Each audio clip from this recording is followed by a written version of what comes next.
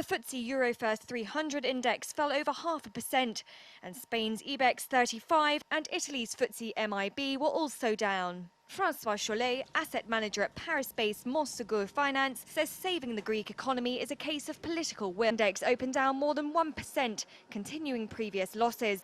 Robert Halver from Baader Bank says financial markets are losing patience. There is a fear that the Greeks are out. They fall in 6 months. Kira Sutton, Reuters.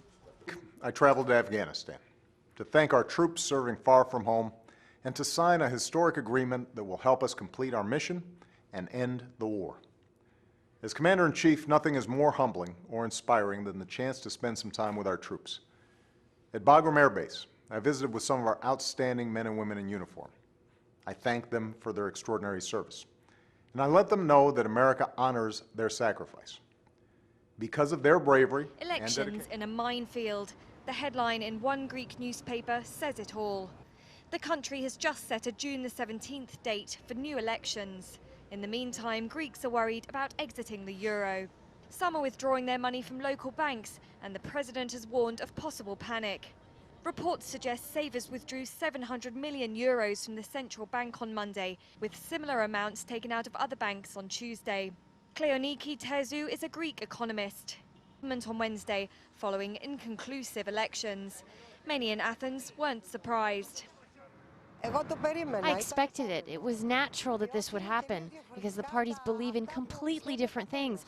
It's not possible that they can find common ground. It was certain that this would happen. I'm going to vote differently this time because I believe that people voted in protest. I personally did vote in protest.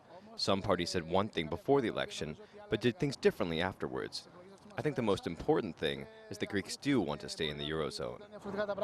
The last election left Parliament split over a €130 billion bailout package.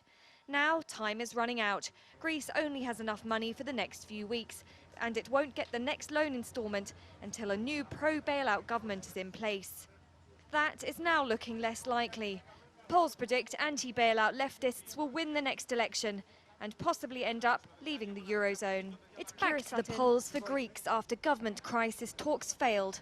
The country's been in political turmoil for over a week after an inconclusive election. The president has tried to persuade party leaders to form a coalition government, but lengthy talks ended in stalemate. The uncertainty has pushed the country further towards bankruptcy and a possible exit from the Eurozone. Socialist Party leader Evangelos Venizelos. We shouldn't have reached this point. We are forced to go. Let's go united in the best way to safeguard Greeks. Let's move towards something better. And for God's sake, let's not move towards something worse. Last week's election left Parliament split over a €130 billion bailout package, which has led to deep wage, pension and spending cuts. A new election is likely to be held in mid-June. In the meantime, a caretaker government will be formed. Democratic left leader Fotis Kevelis says it was the only option. The Democratic left did everything possible. I did everything I could for the 6% of the population that honoured me with its vote, with a deep awareness of the interests of the country and the population, in order for the country not to resort to elections. Time is running out. Greece only has enough money for the next few weeks, and it won't get the next bailout until a new government takes charge and stands by previous austerity promises. That is now looking less likely. Polls predict anti-bailout leftists will win a repeat election, fueling speculation that Greece will exit the Eurozone. Kira Sutton, Reuters.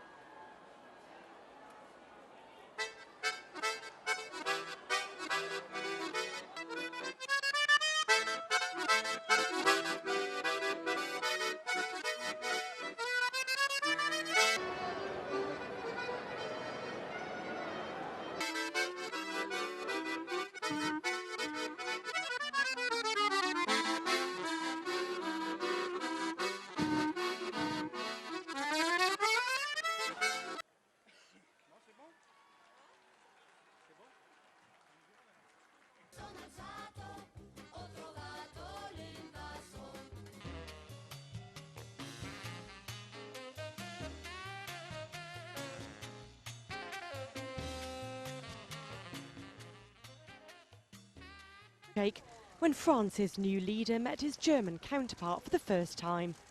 François Hollande travelled straight to Berlin after his inauguration to start grappling with the Eurozone's mounting problems. Nous voulons travailler ensemble pour le bien de l'Europe. We want to work together for the good of Europe, but we also want to mobilize all the other European countries. I also wanted to come to talk to the Chancellor about our work for the coming weeks and months. After their meeting, Hollande got back to the business of putting his cabinet together, and Jean-Marc Ayrault officially took over as Prime Minister. Commentators seem to think the first meeting of the Franco-German partnership got off to a good start. Christopher Bickerton from Paris's Sciences Po University says the leaders know they need each other. Some of them were reasonably uncontroversial measures, such as using the Europe structural funds to fund growth-based projects. And then he mentioned Eurobonds, but at the very end of his list, and in a rather clipped, abbreviated way.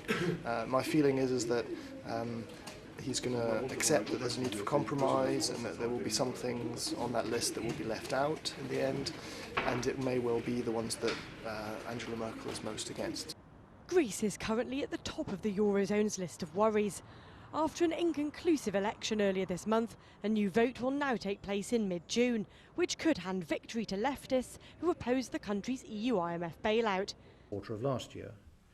Over the past year or so, two factors have hampered the recovery and rebalancing by more than expected. First, higher than expected world commodity and energy prices have squeezed real take-home pay, dampening consumption growth. Second, credit conditions, far from easing, have in some cases become tighter.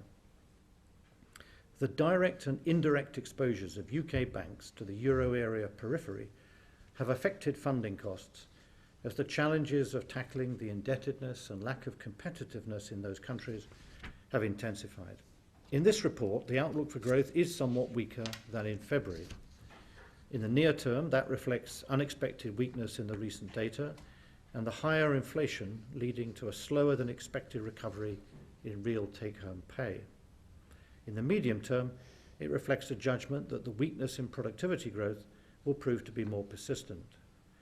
These changes in the outlook for growth are, however, small in the context of the overall uncertainty we face. The big picture remains one in which the economy gradually recovers. The biggest risk to the recovery stems from the difficulties facing the euro area, our main trading partner.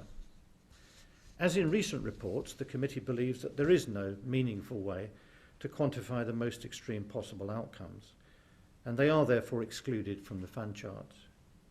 But even the threat of those more extreme outcomes is enough to affect the outlook for the UK, through its effect on bank funding costs, asset prices, including the exchange rate, and confidence of households and businesses.